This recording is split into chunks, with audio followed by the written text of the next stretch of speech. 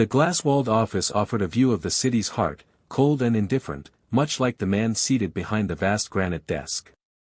Emily Carter, 29, her frame thin from constant worry, had soft brown hair pulled back severely in a ponytail, and deep-set hazel eyes that currently swam with tears. She wore a simple, clean gray blazer over a slightly faded white shirt, clutching a small, worn silver locket beneath her clothes. Mr. Alistair Thorne, the CEO, a man whose tailored suit spoke of ruthless efficiency, dismissed her plea with a crisp, emotionless phrase, "We hire based on qualifications, not desperation, Ms. Carter." Emily had just laid bare the crushing truth of her family's impending eviction, a final, vulnerable surrender, and it had been met with a cold, corporate wall.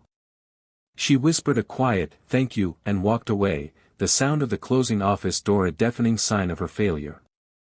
If you believe that true kindness always finds its way back to those who deserve it, please tap the like button now and subscribe to support more stories like this. Your support helps us tell stories about second chances and human spirit.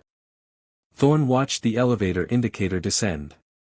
He was unsettled not by her tears, but by the sheer, devastating authenticity of her panic. It was an anomaly he couldn't process purely as a business metric.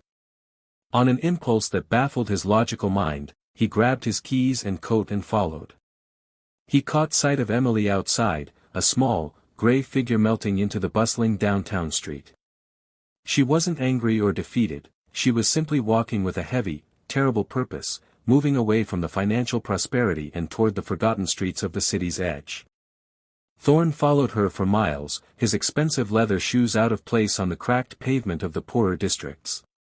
He kept a discreet distance, watching as the city's glamour faded into decay. Finally, Emily stopped before a dilapidated duplex, its front porch marked by a stark, red eviction notice. The sight confirmed her desperate need, but the deeper secret lay behind the faded door. She used a rhythmic knock, a careful signal, and was let inside by a frail, pale boy, no older than 6, her little brother, Leo.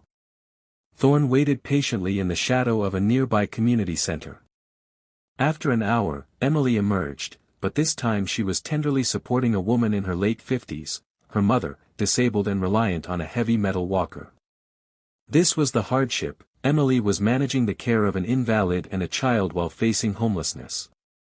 Thorne followed the worn sedan to a low-slung building, the local community clinic. He watched as Emily struggled to check her mother in, overhearing the tired voice of the receptionist mentioning overdue bills and crucial medicine being held. It was a cruel financial trap. Thorne realized that the slowness or inefficiency he might have seen in a resume was, in fact, the physical toll of a young woman fighting a battle far larger than any corporate challenge.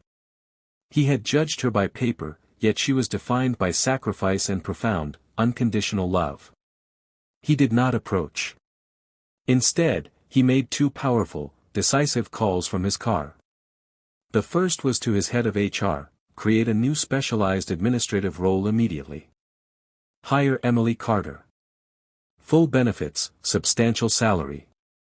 The second was to his legal team: commissioning the discreet purchase and settlement of the duplex mortgage through an anonymous foundation. He would not give her charity, he would grant her the stability she had earned through her fierce tenacity. The next morning, an official courier delivered a heavy envelope to Emily's door. Fearfully, she opened it.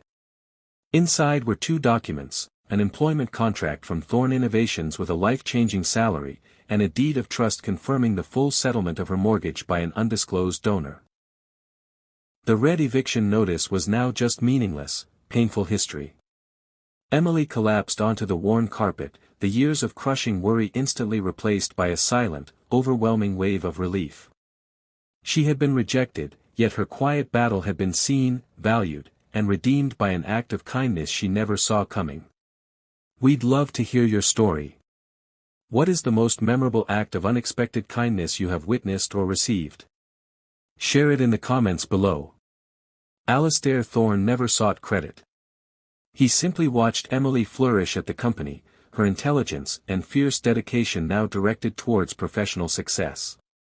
He learned that true business excellence lies not only in profit margins but in recognizing and investing in the immeasurable value of the human spirit. If this story of sacrifice, quiet dignity, and unexpected redemption deeply touched your heart, please engage with this video, like, share, and subscribe, to help us spread the message that kindness is the greatest innovation of all.